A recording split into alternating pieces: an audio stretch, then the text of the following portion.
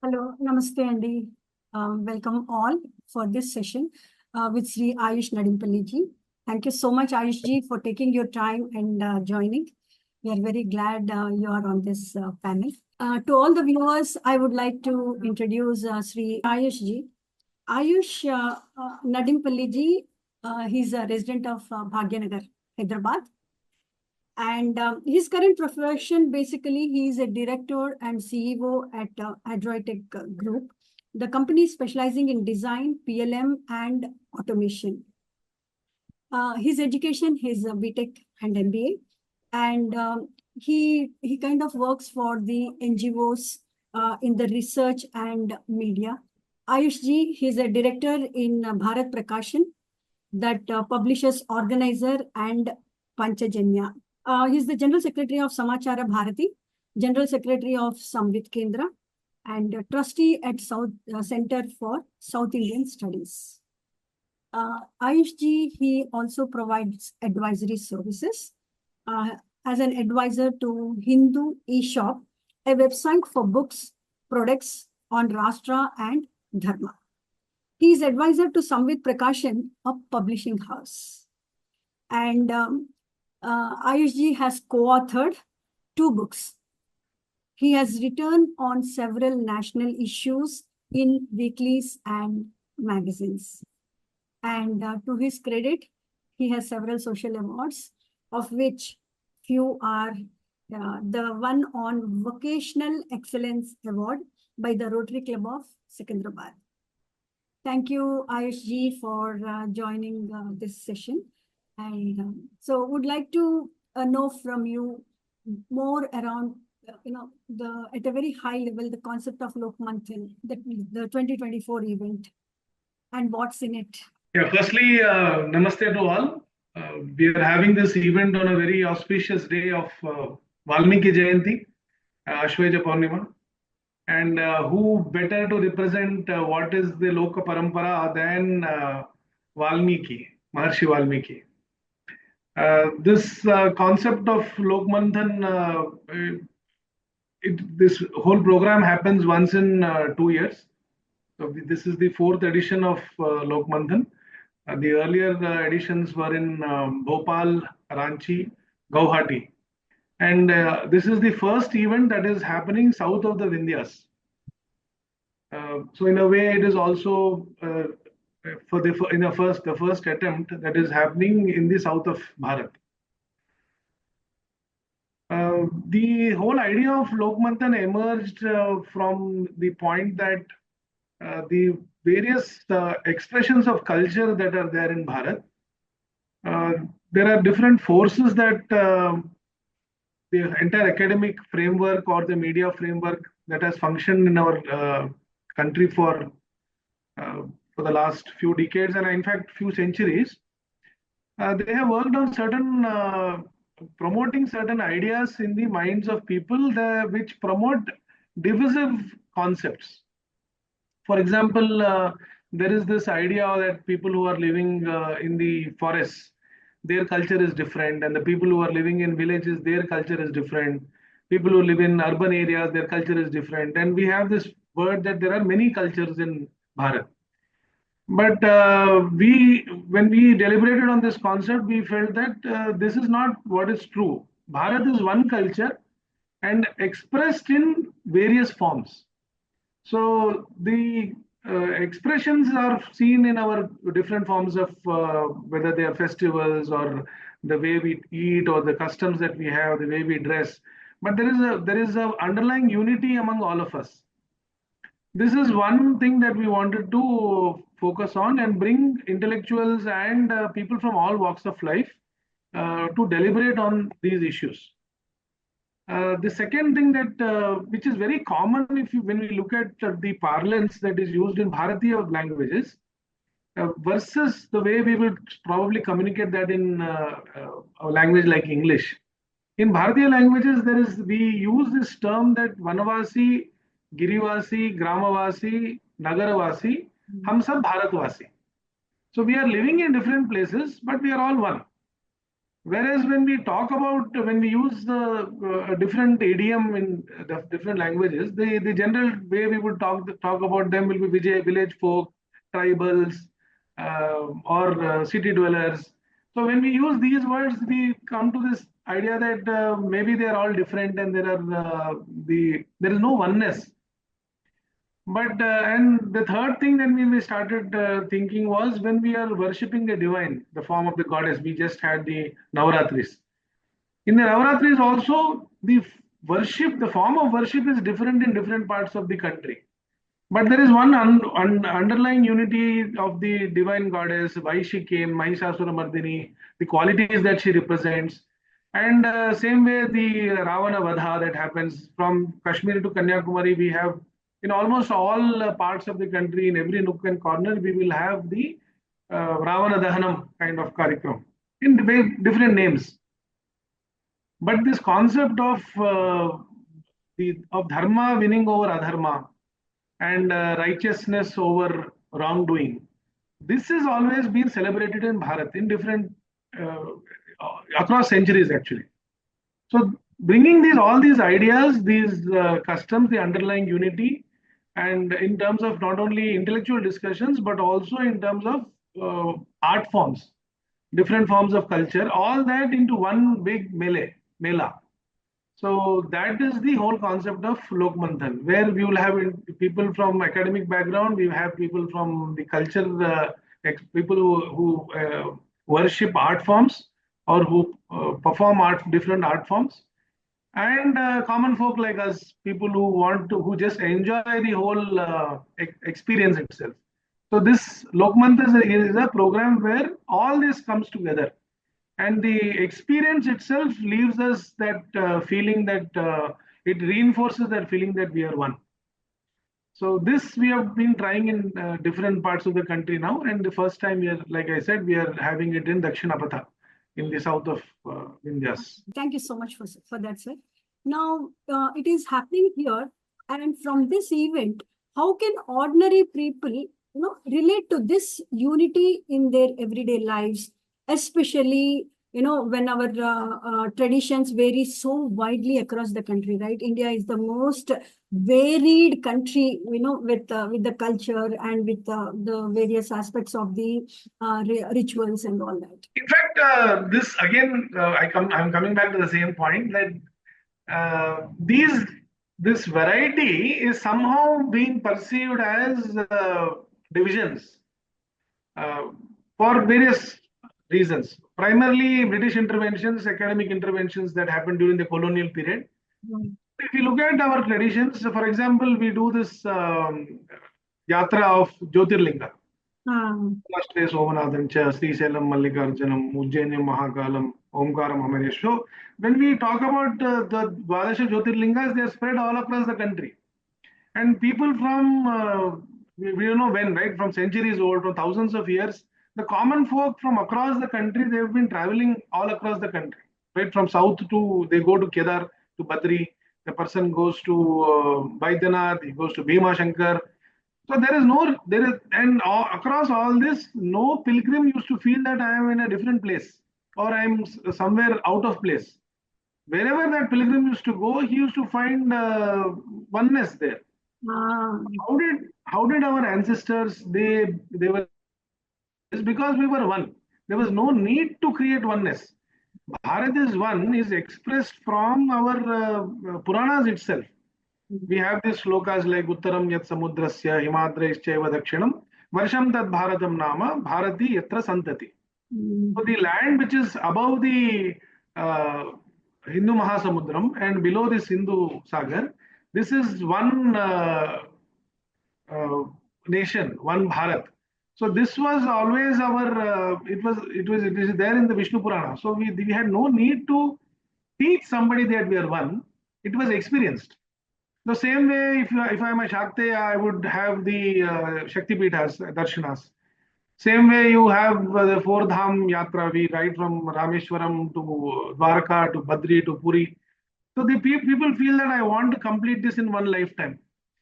Then there is this tradition of going from Kashi to Rameshwaram, Rameshwaram to Kashi. This is another tradition. There is this tradition of the Kolhapur to Tirupati, the exchange of saris that happen from Sholapur also. There is from the Kolhapur sari goes to Tirupati, I guess. So this there is this there has always been from the cultural point of view, people were always feeling one. But because of interventions by different forces, this somehow people started identifying with smaller identities. I'm not saying that the smaller identities are bad, but they cannot overpower the larger identity.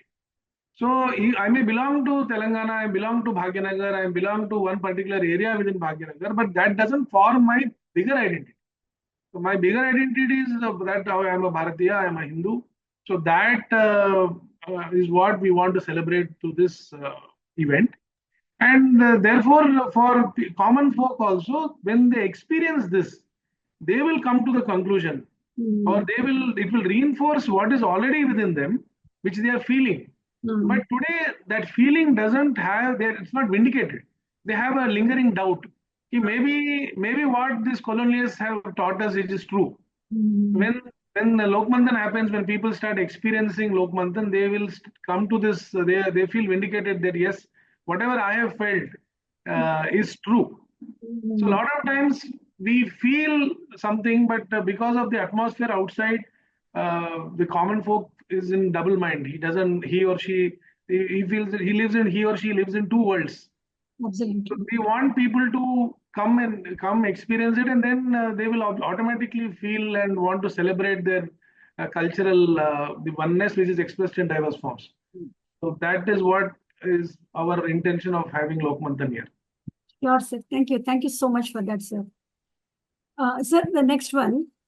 You've been deeply involved in promoting the Bharatiya customs through Samvi Kendra and Samachar Bharati. Could you explain how Lokmanthan aims to ensure that these cherished traditions, they would continue to evolve without losing their essence, and how can they be preserved for our future generations? Firstly, my belief is that we are a living civilization, and it's not my belief; it is what is the truth actually. And we are not a museum civilization. So we don't preserve something; we actually live culture. So our culture is it is a continuum.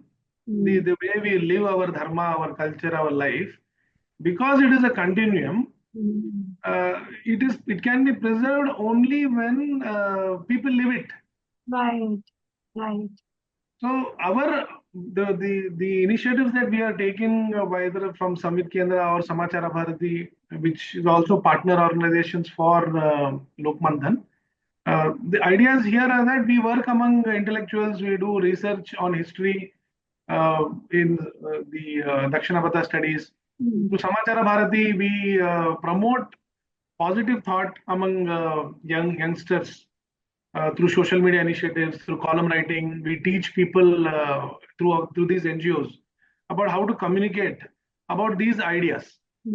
So our NGOs like Samvit Kendra, Dakshinapatha Studies, and Samachara Bharati, their basic work is to ensure that to enable youngsters to be able to first read, understand about Bharati ideas in different forms of life, and then be able to express them through various fora. So whether it is writing or speaking, or they can choose any other platform like any other social media platform, or the way like you are running a successful social media channel, a YouTube channel. So using these forums to be able to communicate Bharati ideas. So I think the only way to make a positive impact in the current times is to draw a bigger line. Create confidence among people, and then enabling them to communicate these ideas, so that whatever the poison that has been spread over centuries, that can be removed easily by empowering the common person, by empowering the common citizen with knowledge and skill about our culture, art, and tradition. That's a very noble aspect, sir. Very noble. And further continuing, sir, if we really look up at the overall the population, the millennials and the youth today, right? In terms of they playing a significant role in taking Bharatiya culture forward. They are the ones for the future generations. So what message would you like to share with them about the importance of attending Lok Manthan 2024 and what they stand to gain in participating in such an event? Because, this really has a lot of national importance and also a lot of value to the citizens, to the individuals. And with the youth being the torch bearers for the future, the message to them your key message will really help them, kind of funnel into this. Firstly, I'm not big enough to give a message to millennials because they know much more today than what I would know. They are empowered with technology. They're empowered with new thoughts. But I can only talk about the initiative that is the Lok Manthan. So many NGOs, I mean, hundreds of organizations are going to come together to give an experience of this ekatmata that I call of oneness. To experience this oneness, a person would have to travel maybe hundreds and thousands of kilometers. They have to visit different places to experience this oneness. But this in Lok Manthan, we are able to call different organizations, different people from different walks of life, from different parts of the world. Actually, this event, the delegates who are going to come, they're going to come from more than 30 different countries. Wow. Plus, from every nook and corner of maybe Telangana and Andhra also. So we'll have this unique combination, unique presentation of academicians across the world, plus practitioners across the country. So this unique combination is very rare to find. So for the youngsters, this is a great opportunity to come and experience this. You may come out with a different when you go through this, you may come out with a different idea. You maybe have some suggestions, but for getting to here, you will otherwise you will need to invest many years and travel many thousands of kilometers. So in one place, you can see a mini world celebrating oneness, even though they look diverse. Absolutely. Absolutely. So these kind of initiatives, apart from Lok Manthan, there have been some similar initiatives of working among people who are cultural practitioners across the world, who are today called as pagan cultures or pre-Christian cultures. So there are pre-Christian cultures all over the world, and in small numbers. So they look up to Bharat as their elder brother. So or their elder sister, let me call it. So across the world, these practitioners of culture, pre-Christian cultures, who also worship Mother Nature, they feel a sense of strength when they come to Bharat. So it's a great opportunity for youngsters also to interact with such people when they come here. So I would feel that we must make the most of this, because this is the first time it is happening in Bhagyanagar in Hyderabad, and it's a great opportunity for all of us. Sure, sir. Thank you. Thank you so much for that.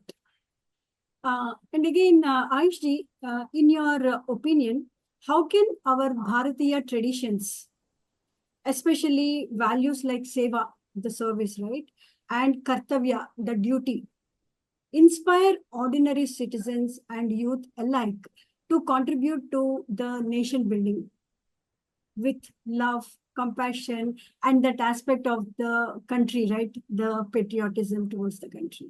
First thing is, we all have that innate feeling within us.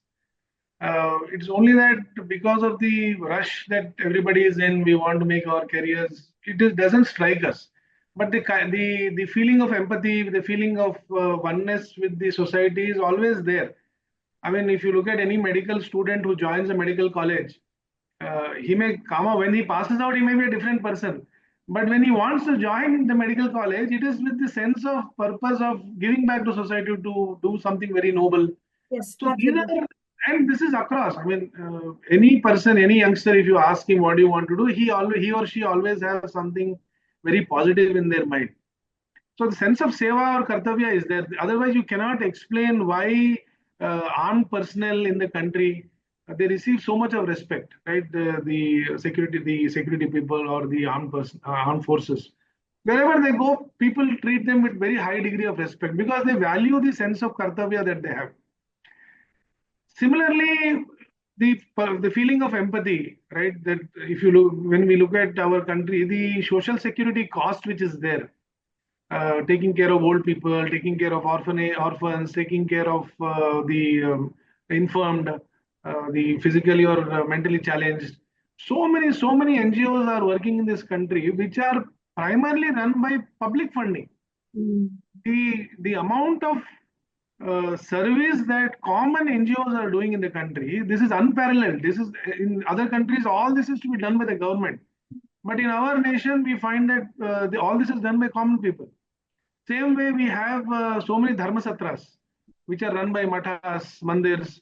I mean, so it is a huge seva. Unfortunately, we have not documented all this.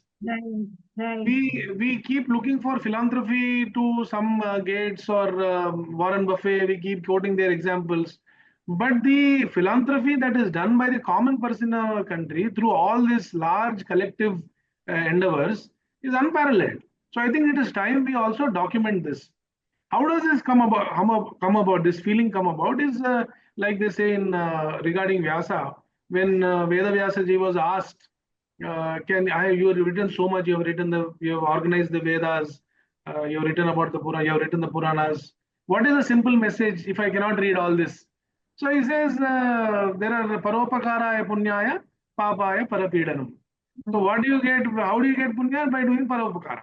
So this principle of upakara, paropakara is embedded in our tradition. Right. So just by living our values, teaching our next generation about simple values, I think we will come there. It's not very difficult for us because we are already living it. Only thing is maybe we should focus on one or two areas like dignity of labor. This is an important thing that we must teach our children, especially people living in the urban folk. We must take them to villages, or people from the how they are living. How does a farmer work today? Right? A lot of people in the cities, they don't even know how paddy is grown. Right? How do we get rice to eat? So all these things, unless they see the hard work that the farmer is going through or experiencing that, we must show them this. We must, some well-to-do family, they have to show them how people in the Janajati Kshetras, in the forest, they live. Not in the sense of some that I'm living, I'm bigger and you're lower. It is a sense of experiencing it. And how do they live there? How do they live happily there also? So experiencing that, then what happens is people automatically come to know that even though wherever I am living, one, I am privileged to be wherever I am in a better position. Secondly, the person wherever he is living, he is also performing his kartavya there. So when people start experiencing this, especially the youngsters, children, when they get exposure to all this, their sense of what is our nation, what is Bharat, changes. So which I would call it as darshan, right? When they see it, when they experience it, when they see it, automatically emotions start triggering. So when somebody asked Swami Vivekananda, somebody asked Rabindranath Thakurji, how do I know India? He said, read Vivekananda. And if you ask Vivekananda, what did he do? He traveled across the country to experience Bharat before giving a message. He traveled across the country, and that is why his speech in America had so much of power. Because he experienced our nation and life, felt about our people. Third aspect about Seva and Kartavya, I would feel that is somehow in the last few centuries, or we have, especially after the Islamic invasions, there are certain habits which we did not have earlier. The rampant increase in certain practices like untouchability, about higher and lower among jatis. Jatis were there so-called castes, they were always there and people had their own role to play. But the sense of hierarchy in it, that is not a part of our tradition. It has come somewhere in between. How it came, how to come over that. So when our country, when people start experiencing life, how they live, how every community has a role to play in our nation, every thing which is so-called small also has a huge role to play. All these things have to be experienced. Like Lokmanya Tilak ji used to say that you create the filth and he cleans it. Who is greater? So these things have to be taught and experienced to our children, and then I think that oneness, experiencing that oneness is not difficult in our country. Only problem today is we are living in silos, and everybody is creating another silo, one more silo inside that. Those silos have to be broken, I won't say, or they have to move out of their silos and start experiencing what is one. So these few things, I think, as from our side also, we try to take those initiatives. Very well said, sir. And it's so true that at the grassroots level, so much of the social service activity happens in terms of NGOs. Because at least, right, in the way we live, across 2 streets, across 3 streets, there are NGOs that are kind of surviving and people are serving. It's just that, we don't come out, we don't talk, we don't kind of express.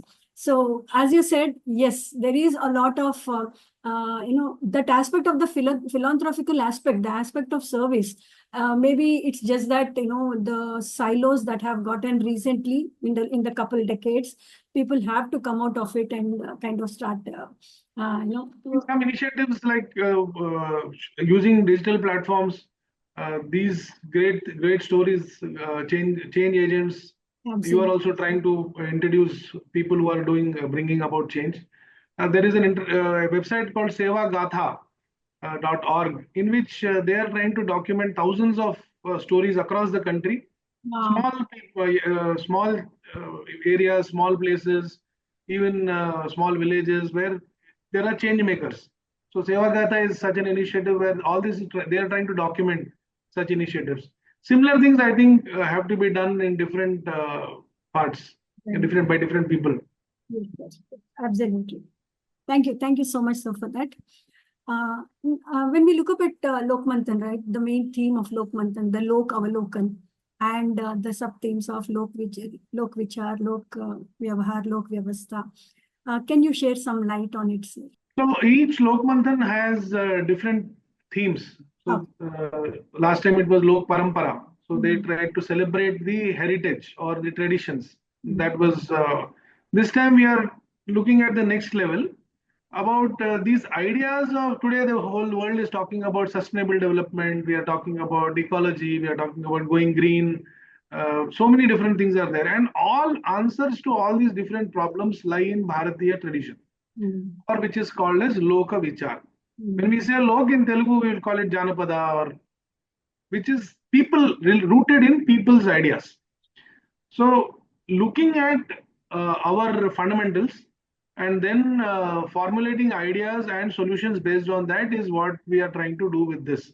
For example, there is this practice which comes out of an idea, like when children get up in the morning, we are taught that you do Bhumi Vandan and say Samudra Vasane Devi Parvatasthana Mandale Vishnu Patni Namastubhyam Padasparsham Kshamaswame. So this sense of gratitude to Mother Nature, to Mother Earth, that I'm stepping on you, kindly forgive me. So when the boy or a girl is taught this from childhood, as that person grows up, this value remains with that person. So wherever he goes across the world, even if he's living in Australia or Sri Lanka, or he goes to any other part of the world, the person's the behavior towards Mother Earth does not change. So this person becomes an ambassador of our culture. So this Lok Vichar to Lok Vyavahar. Lok Vichar is an idea that the Earth is our mother. Now, how do you teach this? You do this Vichar, which is the idea, has to be taught through Vyavahar. So we teach a habit that you do Namaskar to the Bhumi. So by doing this, as this practice becomes larger and larger, more and more people do it, it becomes a Vyavastha. So slowly, every idea has to be, it cannot be rooted only in air. It needs a people to carry that idea, practitioners.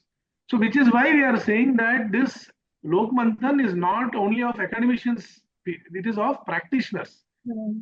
So, the people who are practicing these ideas, these values in their day to day life, and when this number reaches a titration point, it reaches a particular critical mass, that becomes a vyavastha, or it becomes a system. So whether it is in sciences, we have this great example of Jagdish Chandra Basu.